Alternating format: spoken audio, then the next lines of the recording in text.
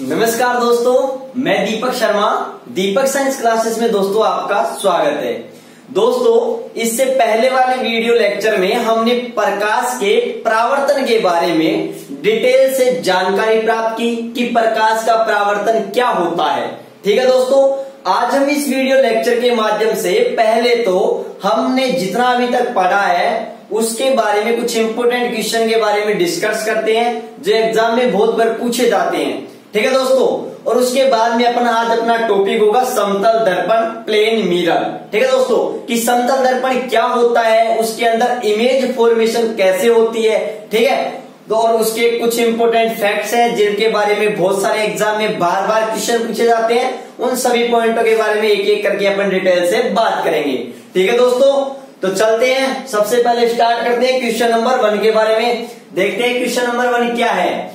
दोस्तों, question number 1 ये है कि प्रकाश के परावर्तन, लाइट का जो रिफ्लेक्शन है, उनमें से निम्न में से कौन सी राशि परिवर्तित होती है। परिवर्तित होती है मतलब चेंज होती है।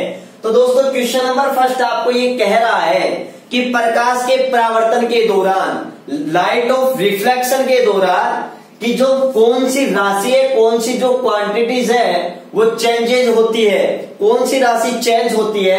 तो दोस्तों, मैंने आपको बताया था कि परावर्तन की घटना के दौरान प्रकाश की चाल यानी स्पीड, ठीक है, और प्रकाश की वेवलेंथ यानी प्रकाश की तरंगदैर्ध्य और प्रकाश की आवृत्ति जिसे अपन फ्रीक्वेंसी कहते हैं, इनके मान में कोई परिवर्तन नहीं होता है। ये चेंज नहीं होती हैं, ये अपरिवर्तित रहती हैं। लेकिन प्रकाश की तीव्रता या आयाम में क्या हो जाता है दोस्तों, परिवर्तन हो जाता है।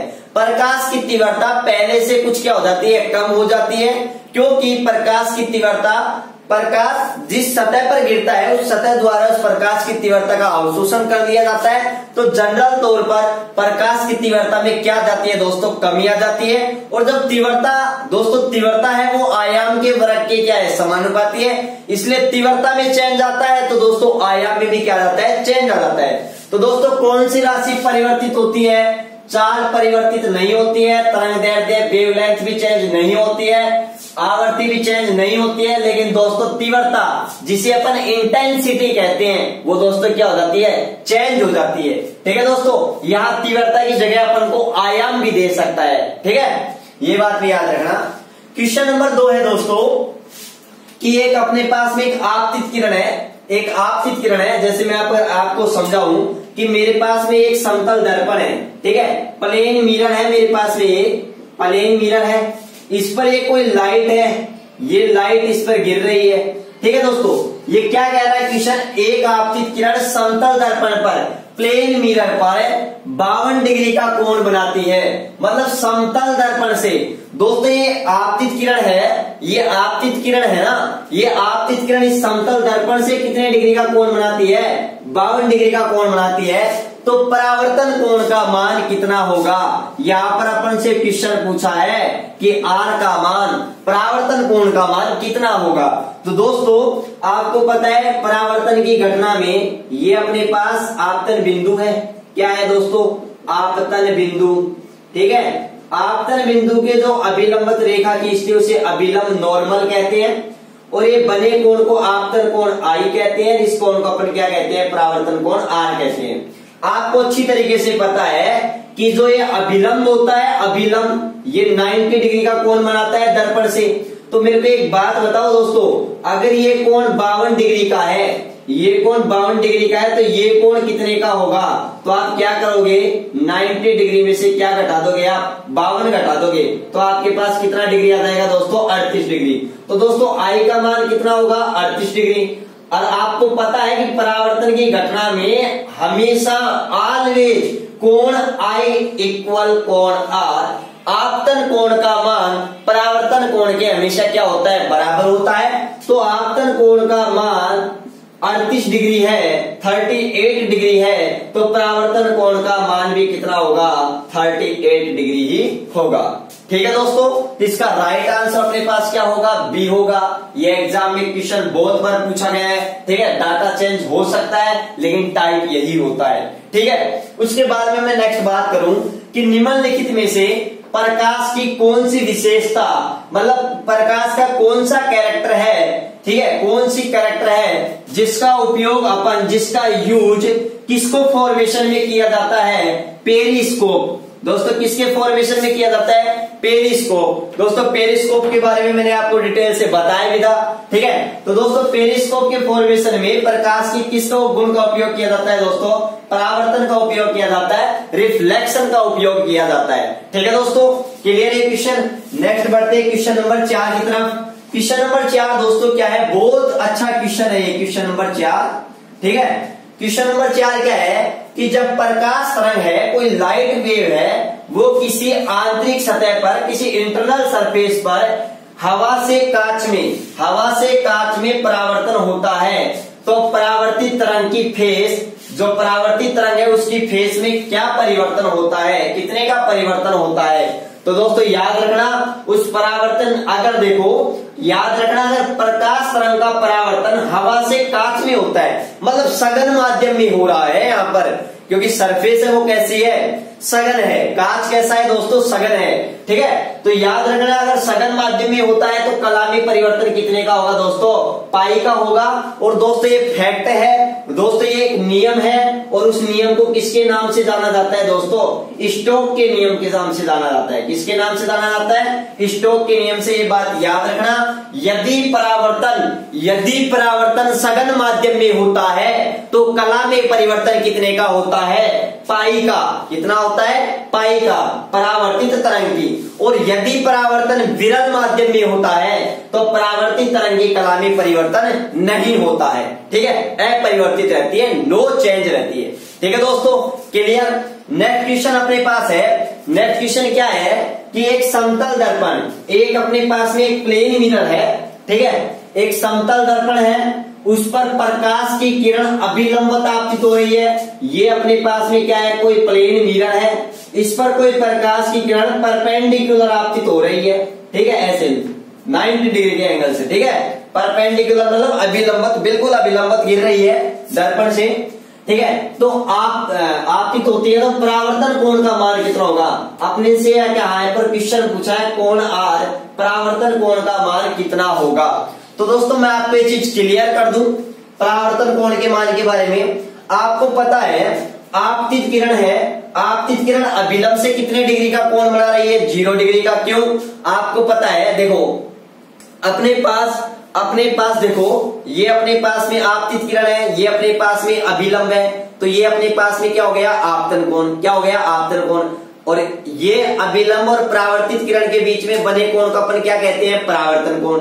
अब देखो दोस्तों, अभिलंब ये है अपने पास, और आपतित किरण इस अभिलंब से ही आ रही है, इस अभिलंब से ही आ रही है। तो अभिलंब और आपतित किरण के बीच बने कोण का मान कितना है दोस्तों, 0 डिग्री।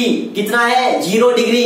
अरे ये अभिलंबत बोल रहा है, डाउट यही होता है कि अभिलंबत है तो सर 90 होगा इसका आंसर। नहीं, आप ये देखो जो आपतन कोण, अरे ये अभिलंबत तो ये तो दर्पण से गिर रही है 90 डिग्री के कोण पर, ये तो ठीक है ना। आप तो ये देखो कि आपतन कोण का मान कितना है, कोण आई का मान कितना है दोस्तों, कोण आई का मान यहाँ पर 0 डिग्री है। कोण आई का मान 0 डिग्री है तो कोण आर का मान भी कितना होगा, 0 डिग्री होगा।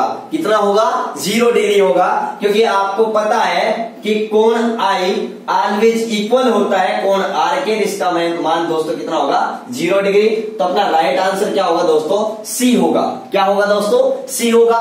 उसके बाद में अगर मैं बात करूं, क्वेश्चन नंबर 6 है, बहुत बढ़िया क्वेश्चन है। मैंने आपको कहा था कि जो अपने पास में जो विद्युत चुम्बकीय तरंग होती है, विद्युत चुम्बकीय तरंग होती है, इलेक्ट्रोमैग्नेटिक जो वेव होती है, उसकी जो नेचर होती है वो दोस्तों कैसी होती है, अनुप्रस्थ होती है, ट्रांसवर्सिव होती है, ठीक है। और दोस्तों इसका जो परिमाण है, इसका जो प्रूफ है, वो हमें किस घटना से मिलता है दोस्तों, ध्रुवण की घटना से, पोलराइजेशन की घटना से मिलता है। ये बात मैंने पहले ही आपको क्लियर कर दी थी, ठीक है दोस्तों। तो बहुत अच्छा क्वेश्चन है कि प्रकाश या विद्युत चुम्बकीय तरंगों की प्रकृति अनुप्रस्थ होती है, जिसका परिमाण हमें किस बात से मिलता है, किस घटना से मिलता है, तो आप क्या बताओगे, ध्रुवण से, ठीक है दोस्तों। इसका राइट आंसर क्या होगा, ध्रुवण होगा, ठीक है दोस्तों। शुरुआत करते हैं हम दर्पण के बारे में कि दर्पण क्या होते हैं, और आज अपना इस वीडियो के अंदर लगभग समतल दर्पण ही हो पाएगा। ठीक है, तो चलो शुरुआत करते हैं सबसे पहले कि दर्पण। दोस्तों दर्पण जिसे अपन क्या कहते हैं, मिरर कहते हैं। ठीक है दोस्तों अगर मैं दर्पण की बात करूं तो दर्पण कितने प्रकार के होते हैं। दोस्तों दर्पण दो प्रकार के होते हैं। एक तो अपने पास में आता है समतल दर्पण। क्या आता है दोस्तों, समतल दर्पण, जिसे अपन क्या कहते हैं दोस्तों, प्लेन मिरर। क्या कहते हैं, प्लेन मिरर। एक अपने पास में होता है दोस्तों गोलीय दर्पण। क्या आता है दोस्तों, गोलीय दर्पण, स्फेरिकल मिरर। Spherical mirror. ठीक है दोस्तों, दर्पण क्या होते हैं, यदि अपन अपने पास में एक कांच की सतह है, ठीक है, अब इस कांच की सतह के एक और अपन दोस्तों क्या कर दे, पॉलिश कर दे। क्या कर दे, पॉलिश कर दे। वो पॉलिश किसकी कर सकते हैं दोस्तों, या तो अपन चांदी की कर सकते हैं, या अपन पारे की कर सकते हैं, और या फिर अपन किसकी कर सकते हैं, AgNO3 की कर सकते हैं। किसकी कर सकते हैं, AgNO3 की कर सकते हैं। और दोस्तों AgNO3 को अपन क्या कहते हैं, लूनर कास्टिक भी कहते हैं। ये बात भी मैंने वीडियो नंबर 1 में आपको बता दी थी, क्लियर कर दी थी। ठीक है दोस्तों, तो अगर मैं बात करूं, अगर कांच की सतह बिल्कुल समतल है, अगर अपन बिल्कुल समतल सतह है कांच की, अगर उसके एक साइड में अगर पॉलिश कर देते हैं तो दोस्तों किसका निर्माण हो जाता है दोस्तों, समतल दर्पण का निर्माण हो जाता है। प्लेन मिरर का दोस्तों क्या हो जाता है, निर्माण हो जाता है। ठीक है दोस्तों, गोलीय दर्पण। गोलीय दर्पण दोस्तों किससे बनाए जाते हैं, खोखले गोले से बनाए जाते हैं। किससे बनाए जाते हैं, खोखले गोले से बनाए जाते हैं। इसलिए इनको क्या कहा जाता है, स्फेरिकल मिरर या गोलीय दर्पण कहा जाता है। दोस्तों जो गोलीय दर्पण होते हैं वो कितने प्रकार के होते हैं, फर्दर वापस से कितने प्रकार के होते हैं, दो प्रकार के होते हैं। एक अपने पास में दोस्तों कौन सा दर्पण होता है, अवतल दर्पण होता है। कौन सा दर्पण होता है, अवतल दर्पण, जिसे अपन क्या कहते हैं, कॉन्वेक्स। ठीक है, सॉरी कॉनकैव। कॉनकैव, ठीक है, कॉनकैव मिरर। दूसरा अपने पास में जो दर्पण होता है उसे अपन क्या कहते हैं, उत्तल दर्पण कहते हैं दोस्तों, कॉन्वेक्स दर्पण। ठीक है, कॉन्वेक्स मिरर। ठीक है दोस्तों, तो इस प्रकार से दर्पण दो प्रकार के होते हैं, गोलीय दर्पण और समतल दर्पण। समतल दर्पण अगर कोई कांच की बिल्कुल समतल सतह है, उसके एक साइड में पॉलिश कर दी जाती है, तो दोस्तों ये भाग तो इस पॉलिश किया हुआ भाग हो गया। और दोस्तों जो ये भाग है ये अपना कैसा सतह बन गई दोस्तों, परावर्तक, रिफ्लेक्टेड सरफेस बन गई। ठीक है दोस्तों, यहाँ अगर प्रकाश गिरेगा तो टकरा करके वापस ये इधर लौट जाएगा। ठीक है, मतलब इसी मीडियम के अंदर लौट जाएगा, फैल जाएगा। ठीक है, तो दोस्तों ये अपने पास परावर्तक सतह है। दूसरी बात दोस्तों ये मिरर है, इस मिरर के जो सामने वाला पोर्शन है ना, ये फ्रंट वाला, इसको अपन दोस्तों क्या कहते हैं, वास्तविक। ठीक है, ये तो वास्तविक है। और दोस्तों ये जहां जिस स्थान पर पॉलिश की जाती है, ये अपने पास में कौन सा सीन आ गया, आभासी। ठीक है, अपन बाद में बात करेंगे कि जो प्रतिबिंब होता है, इमेज होती है, वो दो प्रकार की होती है। एक तो वास्तविक इमेज और एक आभासी इमेज होती है। ठीक है दोस्तों, तो ये भी मैं बता दूं, ये आभासी क्षेत्र है, जबकि ये कौन सा क्षेत्र है दोस्तों, वास्तविक क्षेत्र है। दोस्तों गोलीय दर्पण की मैं बात कर रहा हूं, तो गोलीय दर्पण एक अपने पास में कांच का खोखला गोला है। ठीक है, इस कांच के खोखले गोले की अगर एक साइड में अपन क्या कर देते हैं, पॉलिश कर देते हैं। पॉलिश करने के बाद में इसको काट करके क्या कर लेते हैं, अलग कर लेते हैं।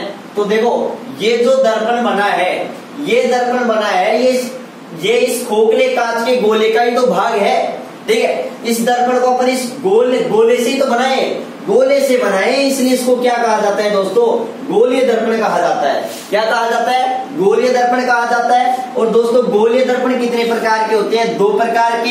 एक अवतल दर्पण जिसे कॉनकैव मिरर कहते हैं, दूसरा आता है अपने पास में उत्तल दर्पण जिसे कॉन्वेक्स दर्पण कहते हैं। दोस्तों इनके बारे में अपन,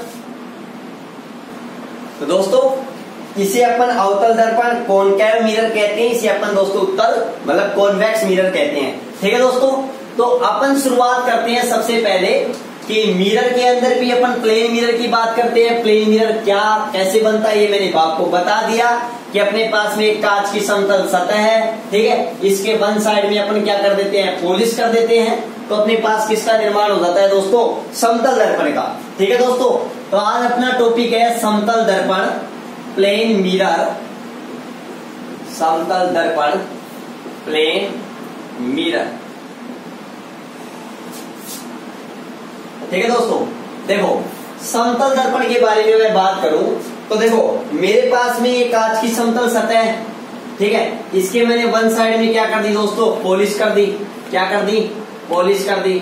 तो ये तो पॉलिश किया भाग हो गया, जिसे अपन कैसा भाग भी कहते हैं दोस्तों, आभासी क्षेत्र कहते हैं, ठीक है। और ये जो फ्रंट वाला पार्ट है ये अपनी कैसी सतह बन गई दोस्तों, परावर्तक सतह बन गई। कैसी सतह बन गई, परावर्तक सतह, रिफ्लेक्टेड, जिसे दोस्तों अपन कौन सा एरिया कहते हैं, वास्तविक एरिया कहते हैं। क्या कहते हैं, वास्तविक क्षेत्र कहते हैं, ठीक है। अब दोस्तों समतल दर्पण में क्या होता है, जैसे समतल दर्पण के अंदर, समतल दर्पण के सामने आपके पास में ये कोई वस्तु रखी है, ठीक है। ये कोई पी आकार की कोई वस्तु रखी है, तो दोस्तों इसका प्रतिबिंब, इसका जो प्रतिबिंब होता है वो समतल दर्पण में दर्पण के पीछे इस प्रकार से बनता है, इस प्रकार से बनता है, ठीक है दोस्तों। ये देखना, अगर आपने समतल दर्पण में अगर आपने देखा हो तो समतल दर्पण के अंदर अगर आपने देखा हो तो दोस्तों आपने देखा होगा जब समतल दर्पण में, अरे दोस्तों समतल दर्पण जो अपन घर के अंदर जो अपन अपना फेस देखते हैं, फेस देखने के लिए जो दर्पण काम में लेते हैं वो दर्पण प्लेन मिरर ही होता है। कौन सा होता है, प्लेन मिरर होता है। और दोस्तों समतल दर्पण की अगर मैं बात करूं तो देखो समतल दर्पण के सामने आप देखते हो ये मेरे पास कोई समतल दर्पण है, ठीक है। और इसमें मैं अगर देख रहा हूं तो मेरा जो प्रतिबिंब है, मेरी जो इमेज है वो दर्पण के पीछे उतनी ही दूरी पर नजर आएगी जितनी दूरी पर मैं दर्पण के सामने हूं। मतलब ये दर्पण है, ये मेरे पास दर्पण है, ठीक है। दर्पण से मैं वस्तु को यहाँ पर क्या बोलते हैं, बिंब बोलते हैं, ठीक है दोस्तों। तो वस्तु की दर्पण से जितनी दूरी है, प्रतिबिंब दर्पण के पीछे उतनी दूरी पर आपको दिखता हुआ नजर आएगा। ये प्रैक्टिकल आप घर पर कर सकते हो। और मैं आपको यही कहूंगा कि जैसे मैंने आपको बताया है कि जैसे जिस प्रकार से वैसा आप करके जरूर देखें, जिससे आपके कॉन्सेप्ट और भी अच्छी तरीके से प्रैक्टिकली रूप से दोस्तों क्लियर हो जाएंगे, ठीक है दोस्तों। देखो अगर ये दर्पण है तो मैं आपको ये बता रहा हूं कि ये वस्तु माना कि इससे यहाँ पर है दर्पण से अगर मैं कहूं कि कितने, अगर ये u दूरी पर रखी है, कितनी दूरी पर रखी है, u दूरी पर रखी है। और ये अपने पास में प्रतिबिंब कितनी दूरी पर बन रहा है, v दूरी पर बन रहा है। तो दोस्तों याद रखना समतल दर्पण में प्रतिबिंब दर्पण के पीछे उतनी ही दूरी पर बनता है जितनी दूरी पर वस्तु दर्पण के सामने रखी है। मतलब u का मान v के मान के दोस्तों क्या होगा, बराबर होगा। क्या होगा दोस्तों, बराबर होगा। तो पहली बात तो ये बात याद रखना। देखो एक दूसरी बात ये भी याद रखना, प्रतिबिंब है वो दर्पण के पीछे बन रहा है, पीछे बन रहा है तो दोस्तों कैसा बनेगा, आभासी बनेगा। कैसा बनेगा दोस्तों, आभासी बनेगा। तो दूसरा अपने पास में क्वेश्चन ये आता है कि समतल दर्पण में प्रतिबिंब, समतल दर्पण में प्रतिबिंब कैसा बनता है। तो प्रतिबिंब की अगर मैं विशेषता बताऊं तो देखो दोस्तों समतल दर्पण में प्रतिबिंब की विशेषता, अगर मैं प्रतिबिंब की विशेषता के बारे में बात करूं तो याद रखना दोस्तों प्रतिबिंब कैसा बनता है, आभासी बनता है दोस्तों। कैसा बनता है, आभासी। और दोस्तों आभासी को अपन क्या कहते हैं, काल्पनिक कहते हैं, काल्पनिक कहते हैं। आभासी या काल्पनिक का मतलब ये है कि प्रतिबिंब कहाँ बन रहा है, दर्पण के पीछे, दर्पण के पीछे बन रहा है, ठीक है दोस्तों। दूसरी बात करूं मैं कि जो प्रतिबिंब है वो दोस्तों कैसा बन रहा है, सीधा बन रहा है। कैसा बन रहा है, सीधा। आप देख रहे हो कि आपके पास अगर आप इस पेन को इस प्रकार से रखोगे, अगर आप इस पेन को इस प्रकार से रख रहे हो तो ये प्रतिबिंब भी आपको, ये जो इसका प्रतिबिंब भी आपको इस प्रकार से ही नजर आएगा, ठीक है ना, इस प्रकार से नजर आएगा। ऐसा थोड़ी नजर आएगा कि इसकी ऐसा नजर आए, नहीं। तो याद रखना समतल दर्पण के अंदर जो प्रतिबिंब बनता है वो कैसा बनता है दोस्तों, सीधा बनता है। कैसा बनता है, सीधा बनता है। तीसरी अगर मैं बात करूं तो याद रखना समतल दर्पण में जो प्रतिबिंब बनता है तो एक बात याद रखना, प्रतिबिंब दर्पण से जितनी दूरी पर स्थित है, मतलब आपको मैं बता दूं पर दर्पण से वस्तु के बीच की दूरी को अपन u से प्रदर्शित करते हैं, मतलब इसके बिंब की दूरी कहते हैं। या फिर मैं कह सकता हूं ऐसे कि वस्तु की दर्पण से दर्पण से लंबवत दूरी किसके इक्वल होती है? प्रतिबिंब की दर्पण से लंबवत दूरी। ठीक है दोस्तों, यहाँ पर ये दूरी कैसी है? लंबवत। बिल्कुल देख लो, ये दर्पण है, इससे वस्तु रखी है, बिल्कुल लंबवत दूरी है, ये भी बिल्कुल लंबवत दूरी है। ठीक है ना? तो मैं ये कह सकता हूँ शॉर्ट एंड स्वीट कि u का मान यहाँ पर किसके बराबर होता है? v के बराबर। वस्तु की दर्पण से जितनी, या फिर मैं कह सकता हूँ वस्तु दर्पण से जितनी दूरी पर रखी है, प्रतिबिंब भी दर्पण से उतनी दूरी पर रखा है। अब एग्जाम में क्वेश्चन पूछ लेता है कि समतल दर्पण में एक वस्तु दर्पण से 2 मीटर की दूरी पर रखी है, तो उसका प्रतिबिंब कहाँ बनेगा? दर्पण के पीछे बनेगा। और दर्पण से कितनी मीटर की दूरी पर बनेगा दोस्तों? 2 मीटर की दूरी पर बनेगा। ठीक है दोस्तों, अगर मैं आपको ये कहूं कि ये भैया ये 2 मीटर की दूरी है दर्पण से, तो दोस्तों ये भी कितनी होगी? प्रतिबिंब की भी 2 मीटर की दूरी होगी। ठीक है, तो आपको ये भी कह सकता है, कि एक समतल दर्पण में एक वस्तु है, वो दर्पण से 2 मीटर की दूरी पर रखी है, तो वस्तु और प्रतिबिंब के बीच की दूरी कितनी होगी? तो दोस्तों मैं आपको क्लियर कर दूं, ये 2 मीटर है, तो आपको पता है ये भी 2 मीटर होगी। तो दोस्तों ये टोटल दूरी होगी, ये टोटल बीच की दूरी दोस्तों कितनी मीटर हो जाएगी?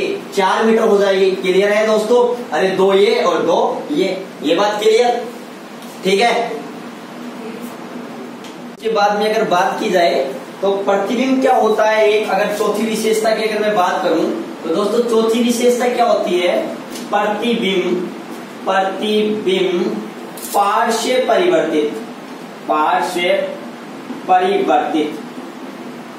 परिवर्तित होता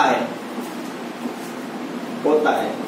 मतलब या फिर मैं कहूं एक तरीके से इसके अंदर लेटरली इन्वर्टेड होता है। ठीक है ना? मतलब पार्श्व परिवर्तित का मतलब ये है कि मेरे पास में ये कोई बिंब है, ठीक है, ये अपने पास में कोई समतल दर्पण है, ठीक है, और ये अपने पास में इसका क्या बन रहा है दोस्तों? प्रतिबिंब बन रहा है। क्या बन रहा है? प्रतिबिंब बन रहा है।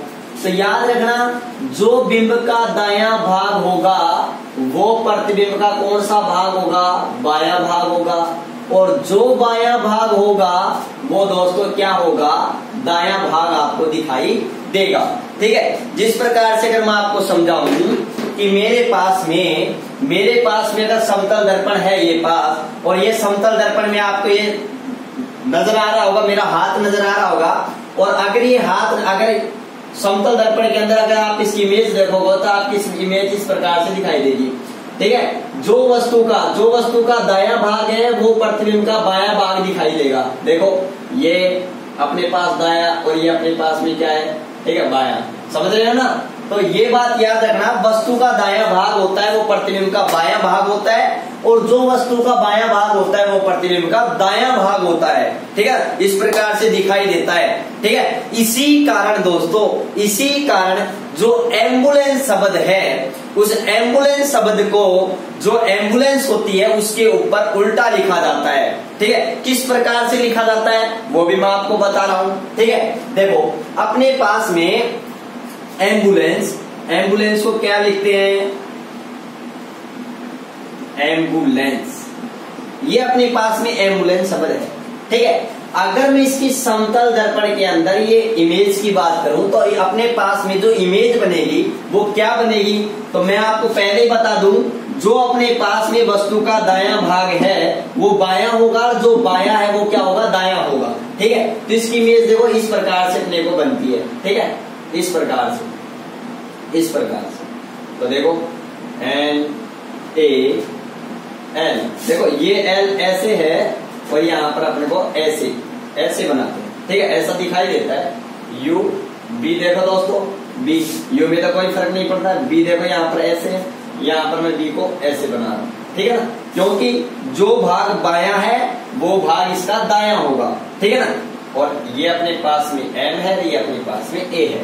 दोस्तों जो एम्बुलेंस होती है ना, एम्बुलेंस, उस एम्बुलेंस पर ये शब्द लिखा जाता है, ये न कि ये। ठीक है, ये बात भी याद रखना, एक तरीके से बेसिक रीजनिंग पूछ ले। ठीक है ना, देखो अपन एक एक चीज को क्लियर करते हुए आगे बढ़ेंगे, ठीक है ना, न्यूमेरिकल रूप से भी और थ्योरेटिकल रूप से भी, ठीक है दोस्तों।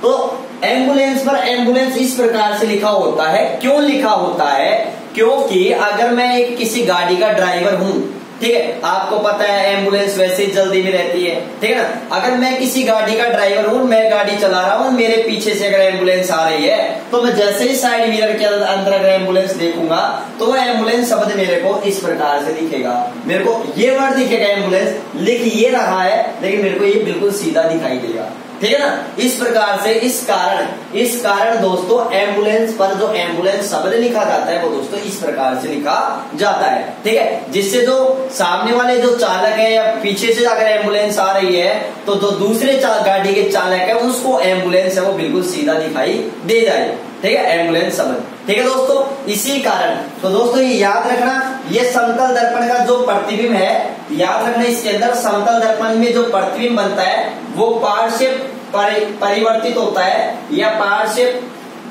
परिवर्तित होता है, लेटरली इन्वर्टेड होता है, ठीक है ना।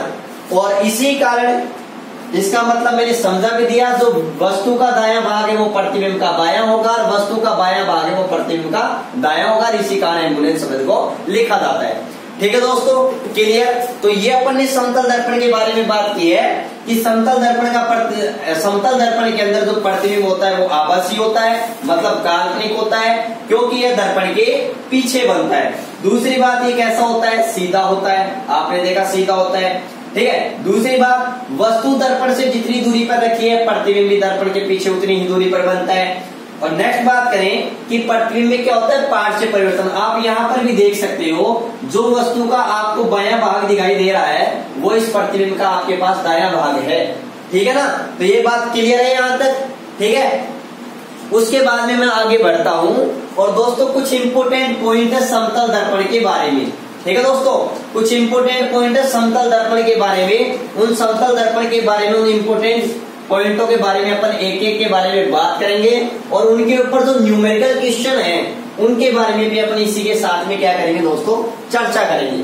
देखो दोस्तों, अगर सबसे पहले मैं बात करूं तो यहाँ पर हेडिंग डाल दी मैंने, सम इम्पोर्टेंट पॉइंट्स। तो दोस्तों सबसे पहले मैं आपको एक बात क्लियर करूं कि जो समतल दर्पण होता है दोस्तों, उस समतल दर्पण की जो फोकस दूरी होती है, समतल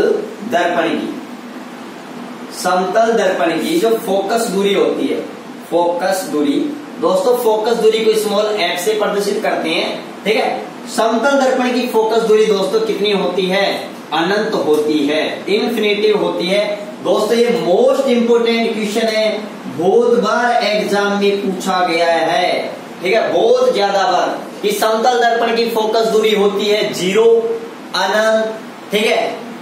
तो इस प्रकार से आपको ऑप्शन दे देता है, तो याद रखना समतल दर्पण की फोकस दूरी हमेशा कितनी होती है, अनंत होती है, ठीक है दोस्तों, ये बात क्लियर। दूसरी बात, अगर समतल दर्पण की यहाँ पर फोकस दूरी आपके पास अनंत आ रही है तो दोस्तों यहाँ पर जो समतल दर्पण की वक्रता त्रिज्या है, समतल दर्पण की, अगर मैं वक्रता त्रिज्या के बारे में बात करूं तो वक्रता त्रिज्या की अगर मैं बात करूं तो वक्रता त्रिज्या भी अपनी पास कितनी होगी दोस्तों, अनंत होगी। कितनी होगी, अनंत होगी, ठीक है। तो याद रखना समतल दर्पण की फोकस दूरी हो चाहे वक्रता त्रिज्या हो, दोनों के मान ही कितने होंगे, अनंत होंगे, ठीक है दोस्तों। नेक्स्ट अगर मैं बात करूं, तीसरा पॉइंट मोस्ट इंपोर्टेंट पॉइंट है कि समतल दर्पण के लिए आवर्धन, समतल दर्पण के लिए आवर्धन का मान, आवर्धन जिसको अपन दोस्तों स्मॉल m से इंडिकेट करते हैं दोस्तों, समतल दर्पण के लिए आवर्धन का मान +1 होता है। याद रखना +1 होता है। एग्जाम में बहुत बार क्वेश्चन पूछा जाता है कि समतल दर्पण के लिए आवर्धन का मान होता है +1, -1, 0 या अनंत। तो आप क्या बताओगे दोस्तों, याद रखना +1 होता है। अब आप कहोगे आवर्धन क्या है, आवर्धन क्या है, तो दोस्तों मैं आपको एक बात क्लियर कर दूं, जो अपने पास में आवर्धन है, आवर्धन होता है दोस्तों जिसको अपन स्मॉल m से प्रदर्शित करते हैं, और आवर्धन बराबर होता है दोस्तों प्रतिबिंब का आकार या फिर मैं कहूं ऊंचाई, ठीक है, प्रतिबिंब का आकार या ऊंचाई हाइट, और बटे बिंब का आकार, बिंब का आकार, बिंब मतलब वस्तु, बिंब बोल दो आप या फिर आप क्या बोल सकते हो वस्तु। ठीक है दोस्तों, वस्तु का आकार या फिर मैं क्या बोल सकता हूं ऊंचाई। ठीक है, मतलब मैं कह सकता हूं आवर्धन होता है वो h डैश अपॉन h के बराबर होता है। अब सुनो दोस्तों, h तो क्या है अपने पास में प्रतिबिंब की ऊंचाई मान लो h डैश, और h क्या है बिंब की ऊंचाई। तो मैं आपको एक बात क्लियर बता दूं, समतल दर्पण में जो प्रतिबिंब बनता है उसका जो आकार होता है वो वस्तु के आकार के क्या होता है बराबर होता है। ये भी बात याद रखना कि जो समतल दर्पण के अंदर अगर मैं कहूं कि बिंब का आकार मेरे पास में h है और प्रतिबिंब का आकार h डैश है, तो आप ये बात भी याद रखना कि यहाँ पर h का मान h डैश के क्या होता है बराबर होता है। मतलब प्रतिबिंब का आकार बिंब के आकार के क्या होता है दोस्तों बराबर होता है। तो मेरे को एक बात बताओ, ये दोनों ही अगर बराबर हैं तो अपने पास में वैल्यू कितनी आ जाएगी प्लस की 1। अरे वही बात है, चाहो तो आप ऐसे लिख दो h dash upon h, cancel हो जाएगा, अपने पास में क्या जाएगा प्लस का 1। अब आपको भी सर प्लस का 1 कैसे आएगा, ठीक है, क्योंकि ये प्लस का भी हो सकता है माइनस का भी हो सकता है। तो देखो मैं आपको एक बात क्लियर करूं, अगर मेरे पास में ये कोई मुख्य अक्ष है, ठीक है, ये रेखा है और ये मान लो धरातल है, सरफेस मान लिया, इसके ऊपर वस्तु रखी है तो प्रतिबिंब यहाँ बनेगा। ये मेरे पास में एक प्लेन मिरर है, ये कोई वस्तु रखी है, इसकी हाइट कितनी है h, और यहाँ पर भी हाइट कितनी रहेगी h डैश, और यहाँ पर h और h डैश की वैल्यू क्या होगी दोस्तों इक्वल होगी। कितनी होगी दोस्तों इक्वल। कैसी होगी, क्योंकि अभी मैं आपको आगे बताऊंगा चिन्ह परिपाटी। क्या बताऊंगा, चिन्ह परिपाटी। दोस्तों चिन्ह परिपाटी के अनुसार, अगर चिन्ह परिपाटी के अंदर आपने पढ़ा होगा ग्राफ, ये अपने पास में x अक्ष होता है और ये अपने पास में दोस्तों y अक्ष होता है। ठीक है, तो इस x अक्ष के ऊपर जितनी भी अपन दूरी लेते हैं वो दोस्तों कैसी दूरी लेते हैं पॉजिटिव। तो अपन सिंपल वे के अंदर ऊपर अपन जा रहे हैं, ऐसे हाइट नाप रहे हैं, तो ये भी पॉजिटिव है ये भी पॉजिटिव। ठीक है ना, तो ये बात याद रखना। तो समतल दर्पण के अंदर जो आवर्धन का मान होता है वो दोस्तों कितना होता है प्लस का 1 होता है। इस बात को आप अच्छी तरीके से याद रखना। ठीक है, दूसरी बात मैं आपको बताऊं, आवर्धन क्या होता है। आवर्धन हमें ये बताता है कि कोई प्रतिबिंब है वो वस्तु से कितना गुना बड़ा है। अगर बड़ा है तो कितना गुना बड़ा है, अगर छोटा है तो कितना गुना छोटा है। समझ रहे हो ना, आवर्धन ये बताता है कि कोई भी वस्तु का प्रतिबिंब है वो वस्तु से कितना गुना बड़ा बन रहा है या कितना गुना छोटा बन रहा है। ठीक है दोस्तों, नेक्स्ट पॉइंट के बारे में बात करते हैं दोस्तों। पॉइंट नंबर 4 के बारे में बात करते हैं। पॉइंट नंबर 4 क्या है, बहुत ही इंपोर्टेंट पॉइंट है दोस्तों, एग्जाम में बहुत बार क्वेश्चन पूछा गया है। यदि किसी वस्तु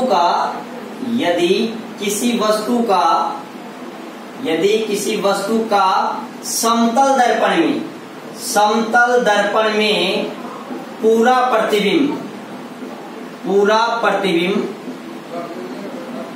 प्रतिबिंब देखने के लिए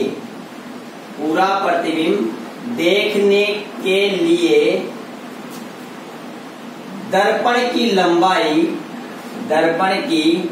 लंबाई कम से कम व्यक्ति की लंबाई की, या कम से कम मैं कहूं वस्तु की लंबाई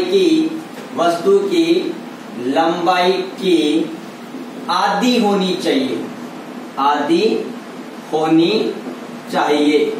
दोस्तों मोस्ट इंपोर्टेंट क्वेश्चन है ये, मोस्ट इंपोर्टेंट पॉइंट है। एग्जाम में इस पॉइंट से बहुत बार एग्जाम में क्वेश्चन पूछे गए हैं। ठीक है, बहुत सारी प्रतियोगिता परीक्षाओं में इसी से क्वेश्चन पूछे गए हैं। ठीक है, याद रखना दोस्तों ये पॉइंट क्या है, यदि किसी वस्तु का समतल दर्पण में पूरा प्रतिबिंब, कौन से दर्पण में, समतल दर्पण में पूरा प्रतिबिंब देखने के लिए जो दर्पण की लंबाई है वो कम से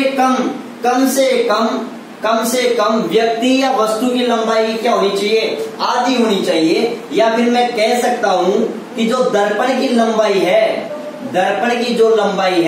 वो व्यक्ति की लंबाई की व्यक्ति की लंबाई की क्या होनी चाहिए, आधी होनी चाहिए। क्या होनी चाहिए दोस्तों, आधी होनी चाहिए।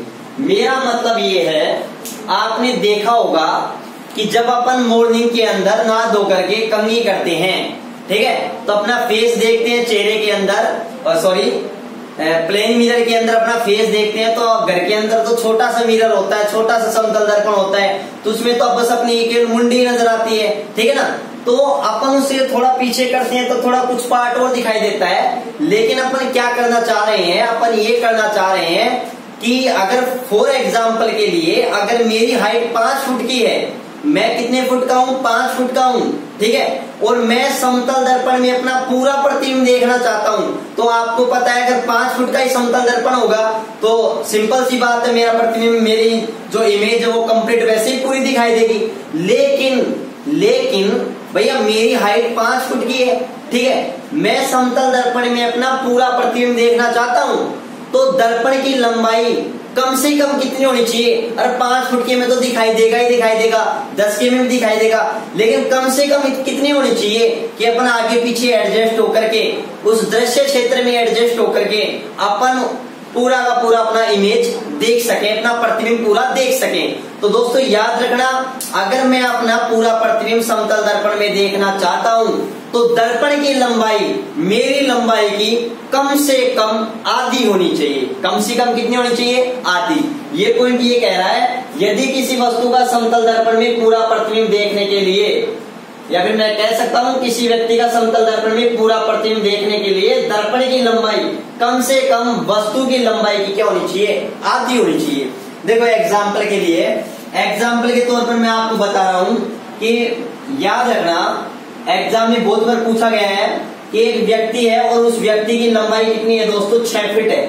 कितनी है, 6 फीट है। तो मेरे को एक बात बताओ, वो व्यक्ति दर्पण में पूरा प्रतिबिंब देखने के लिए दर्पण की दोस्तों कम से कम, ये याद रखना, कम से कम लंबाई कितनी होनी चाहिए।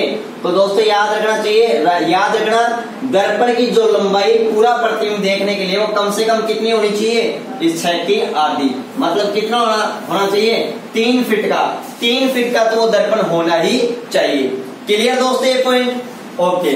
नेक्स्ट अगर मैं पॉइंट की बात करूं दोस्तों, तो नेक्स्ट पांचवा पॉइंट अपने पास में क्या है कि यदि आपतित किरण को, किस किरण को, आपतित किरण को, इंसाइडेंट रे को, यदि आपतित किरण को नियत रखकर, क्या रखकर, नियत मतलब कांस्टेंट रखकर, नियत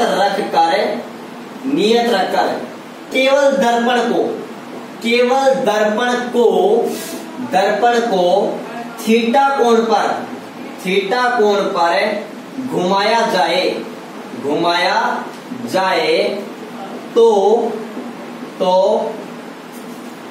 दोस्तों परावर्तित किरण रिफ्लेक्टेड रे, परावर्तित किरण दर्पण से 2 थीटा के कोण पर घूम जाती है। क्या हो जाती है, घूम जाती है। दोस्तों ये बात याद रखना, इसको समझना। देखो मैं क्या कह रहा हूं, सबसे पहले आपतित किरण है, इनसाइडेड रे है, उसको मैंने क्या कर दिया, कांस्टेंट कर दिया। क्या कर दिया, कांस्टेंट, नियत है, ठीक है। जैसे मैं आपको समझाऊं कि मेरे पास में ये कोई प्लेन मिरर है, ये इधर मैंने क्या कर दी, इसके पॉलिश कर दी, ठीक है दोस्तों। अब देखो ये मेरे पास में क्या है, कोई आपतित किरण है। क्या है दोस्तों, आपतित किरण, इनसाइडेंट रे है, आपतित किरण है, ठीक है। ये आपतित किरण है, दर्पण से टकराएगी, टकराने के बाद में इस प्रकाश का क्या हो जाएगा, परावर्तन हो जाएगा।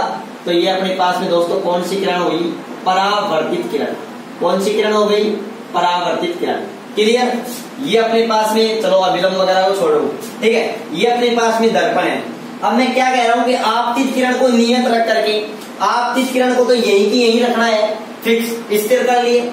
उसके बाद दर्पण को, केवल दर्पण को कितने डिग्री के कोण पर घुमा दिए, थीटा डिग्री के कोण पर घुमा दें, तो जो परावर्तित किरण है वह दर्पण से कितने डिग्री के कोण पर घूम जाएगी दोस्तों, 2 थीटा के कोण पर। देखो कैसे दोस्तों, अगर मैं समतल दर्पण को कितने कोण पर घुमा दिया, थीटा कोण पर, जैसे ही मैं समतल दर्पण को थीटे कोण पर घुमाऊंगा तो ये समतल दर्पण कहाँ आ जाएगा, ये समतल दर्पण यहाँ आ जाएगा, ठीक है, और ये यहाँ आ जाएगा, ये यहाँ से घूम करके यहाँ आ जाएगा। ये बात क्लियर दोस्तों। याद रखना दोस्तों, अगर ये कोण मेरे पास में, अगर ये कोण मेरे पास में थीटा है तो ये कोण भी मेरे पास में कितना होगा, थीटा ही होगा, क्योंकि जितने कोण से मैंने घुमाया है उतने कोण से घूम गया। दोस्तों अगर मैं आपको बताऊं ये कोण थीटा है तो ये भी कोण भी थीटा होगा। दोस्तों ये कोण भी कितना है, थीटा है, कितना है दोस्तों, थीटा है, थीटा है। तो दोस्तों एक बात बताओ, ये परावर्तित किरण है वो इस समतल दर्पण के, समतल दर्पण है, ठीक है, इस समतल दर्पण से अब टोटली कितने कोण पर घूम गई, तो क्या बताओगे आप, 2 थीटा के कोण पर। दोस्तों मैं इसको प्रूव भी कर सकता हूं कि कैसे घूमेगी, ठीक है ना, मैं सिद्ध भी कर सकता हूं, लेकिन आप इतना समझ गए होंगे अच्छी तरीके से, ठीक है। फिर भी अगर नहीं समझे तो टेलीग्राम चैनल पर अगर फिर भी प्रॉब्लम है कि सर कैसे होगा सिद्ध करके भेजिए, तो मैं आपको टेलीग्राम चैनल पर इसका प्रूफ करके आपको भेज दूंगा, कोई डाउट नहीं, ठीक है। तो अपने को जनरली याद रखना है, डायरेक्टली कॉन्सेप्ट बेस्ड क्वेश्चन है, एग्जाम में सीधा पूछता है। यदि आपतित किरण, याद रखना आपतित किरण को क्या किया है मैंने, कांस्टेंट किया है, उसके बाद में दर्पण को जितने एंगल पर मैंने मूव कराया है, जितने एंगल पर घुमाया है, परावर्तित किरण और दर्पण के बीच में, परावर्तित किरण और समतल दर्पण के बीच में जो कोण होगा वो जितना मूव करवाया है उसका क्या जाएगा, डबल हो जाएगा। क्या हो जाएगा, डबल। अगर मैंने 30 डिग्री से मूव कराया, 30 डिग्री कोण घुमाया है तो ये कितना हो जाएगा, 60 डिग्री, ठीक है दोस्तों, 2 थीटा। ये बात दोस्तों क्लियर है, क्लियर है, ओके। अब देखो नेक्स्ट पॉइंट की अगर मैं बात करूं, पॉइंट नंबर 5 हो गया, पॉइंट नंबर 4 हो गया। दोस्तों ये पॉइंट है ना इंपोर्टेंट पॉइंट, यहां से सीधा न्यूमेरिकल क्वेश्चन पूछा जाता है जो बहुत ही सिंपल है, डायरेक्ट। भाई आपतित किरण को नियत रखते हैं तो दर्पण को थीटे कोण पर घुमा देते हैं, तो परावर्तित कोण का, सॉरी परावर्तित किरण दर्पण से कितने डिग्री के कोण पर घूम जाती है, तो क्या बताओगे, 2 थीटा कोण पर। अगर 5 बोले तो 2 5 बोल देंगे, ठीक है, कोई डाउट नहीं होना चाहिए इसमें। नेक्स्ट अगर मैं पॉइंट नंबर 6 की बात करूं तो देखो पॉइंट नंबर 6 क्या कह रहा है, पॉइंट नंबर 6 ये कह रहा है यदि बिंब का मतलब दोस्तों क्या है, वस्तु है, ठीक है, जिसका अपन प्रतिबिंब बनाने जा रहे हैं। यदि बिंबे दर्पण की ओर विवेक से, कितने वेग से, विवेक से गति कर रही है तो प्रतिबिंब भी बिंब के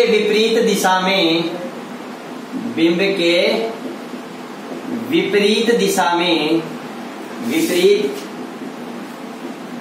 दिशा में दर्पण की ओर विवेक से गति करता है। दोस्तों यहाँ पर एक बहुत ही अच्छा क्वेश्चन है, बहुत ही अच्छा क्वेश्चन है दोस्तों। क्या है ये क्वेश्चन, ये क्वेश्चन ये है कि मेरे पास में एक प्लेन मिरर है, ठीक है, और इस प्लेन मिरर में मेरे पास में ये कोई क्या है, बिंब है, मतलब मैं कह सकता हूं ये मेरे पास कोई वस्तु है, ठीक है। इस वस्तु का प्रतिबिंब दर्पण के पीछे बन रहा है, ठीक है, ये यहाँ पर क्या बन रहा है दोस्तों, इसका प्रतिबिंब बन रहा है। तो पहली बात तो मैं एक बात और मैं आपको क्लियर कर दूं, एक बात तो मैं ये क्लियर कर रहा हूं कि जो प्रतिबिंब बिंब है वो बिंब इस दर्पण से अगर d दूरी पर रखा है, कितनी दूरी पर रखा है, d दूरी पर रखा है, तो प्रतिबिंबी दर्पण के पीछे कितनी दूरी पर बनेगा, d दूरी पर बनेगा। कितनी दूरी पर बनेगा, d दूरी पर बनेगा। दूसरी बात मैं ये भी कह सकता हूं कि बिंब और प्रतिबिंब के बीच की दूरी की अगर मैं बात करूं तो दोस्तों टोटल दूरी कितनी हो जाएगी, 2d हो जाएगी। कितनी हो जाएगी, 2d, ठीक है ना। मतलब बिंब है वो दर्पण से जितनी दूरी पर दर्पण के सामने रखा है, प्रतिबिंब दर्पण के पीछे उतनी दूरी पर बनता है, ठीक है। ये d है तो ये भी d हो गया। दोनों अगर दोनों के बीच की डिस्टेंस के बारे में बात करूं तो कितनी हो गई, 2d हो गई। अब देखो कॉन्सेप्ट क्या कह रहा है, कॉन्सेप्ट ये कह रहा है, ये पॉइंट ये कह रहा है कि अगर ये बिंब है या ये वस्तु है, ये दर्पण की ओर विवेक से गति कर रही है, विवेक से गति कर रही है, तो ये प्रतिबिंब दर्पण की ओर कितने वेग से गति करेगा, दर्पण की ओर। देखो दोस्तों मैंने क्या बोला है समझना, अगर बिंब ये वस्तु दर्पण की ओर v वेग से गति कर रही है तो प्रतिबिंब भी दर्पण की ओर मतलब बिंब के विपरीत, बिंब ऐसे आ रहा है प्रतिबिंब ऐसे जा रहा है, मतलब विपरीत दिशा में हो रहा है कि नहीं हो रहा है, मतलब प्रतिबिंब दर्पण की ओर v वेग से गति करेगा। अब देखो दोस्तों एक क्वेश्चन एग्जाम में किस तरीके से पूछा जाता है। अगर मैं यहाँ पर ये कहूं कि बिंब प्रतिबिंब की दर्पण के सापेक्ष, अगर मैं आपसे देखो क्वेश्चन में इसी क्वेश्चन को मैं दो तरीके से पूछ सकता हूं। एक बिंब है वो दर्पण की ओर v वेग से गति कर रही है, दर्पण की ओर v वेग से गति कर रही है, तो प्रतिबिंब का दर्पण के सापेक्ष वेग क्या होगा, दर्पण के सापेक्ष तो प्रतिबिंब की चाल क्या होगी, v होगी। या फिर मैं ये कहूं कि ये प्रतिबिंब अगर इधर 2 मीटर प्रति सेकंड के वेग से गति कर रहा है ये बिंब, तो प्रतिबिंब भी या इधर 2 मीटर प्रति सेकंड के वेग से क्या करेगा, गति करेगा। या फिर मैं ये कहूं x मीटर प्रति सेकंड के वेग से गति कर रहा है तो ये भी इधर कितना आ जाएगा x, ठीक है। लेकिन ये कब की बात है, जब मैं ये बोलूं ये प्रतिबिंब दर्पण के सापेक्ष। तो याद रखना, एक बात मैं पहले बता दूं, तो इस पॉइंट को मैं और अच्छी तरीके से लिख रहा हूं ताकि आपको कोई डाउट नहीं हो कि प्रतिबिंब का दर्पण के सापेक्ष वेग, ठीक है, तो वो क्या होगी x मीटर प्रति सेकंड, ठीक है। लेकिन अगर मैं इसको ऐसे बोलूं प्रतिबिंब का बिंब के सापेक्ष वेग या चाल जो भी मैं बोलूं तो कितना हो जाएगा दोस्तों 2x मीटर प्रति सेकंड, जो भी हो मीटर हो किलोमीटर हो जिसमें भी वो दे रखा है। तो दोस्तों ये बात याद रखना, अगर इस प्रतिबिंब को मैं मिरर के रेस्पेक्ट में अगर इसकी मैं चाल ज्ञात करूंगा तो कितनी होगी, v होगी। लेकिन अगर मैं इस प्रतिबिंब की बिंब के सापेक्ष ज्ञात करूं, प्रतिबिंब की किसके सापेक्ष, बिंब के सापेक्ष ज्ञात करूं तो कितनी आ जाएगी 2x, और प्रतिबिंब की अगर मैं दर्पण के सापेक्ष ज्ञात करूं तो कितनी आ जाएगी दोस्तों x आ जाएगी। ये कॉन्सेप्ट आपका क्लियर, ठीक है दोस्तों। इस प्रकार से एग्जाम में क्वेश्चन पूछ लेता है, 2 किलोमीटर वो डाटा कुछ भी दे सकता है, ठीक है। नेक्स्ट पॉइंट की मैं बात करता हूं, पॉइंट नंबर 7 क्या है दोस्तों, पॉइंट नंबर 7 ये है अपने पास में कि ये अपने पास में कोई बिंब है, ठीक है, ये अपने पास में कोई बिंब है और दोस्तों ये बिंब कैसा है, स्थिर है। ये बात आप याद रखना, ये बिंब अपने पास कैसा है, स्थिर है एक जगह, ठीक है ना।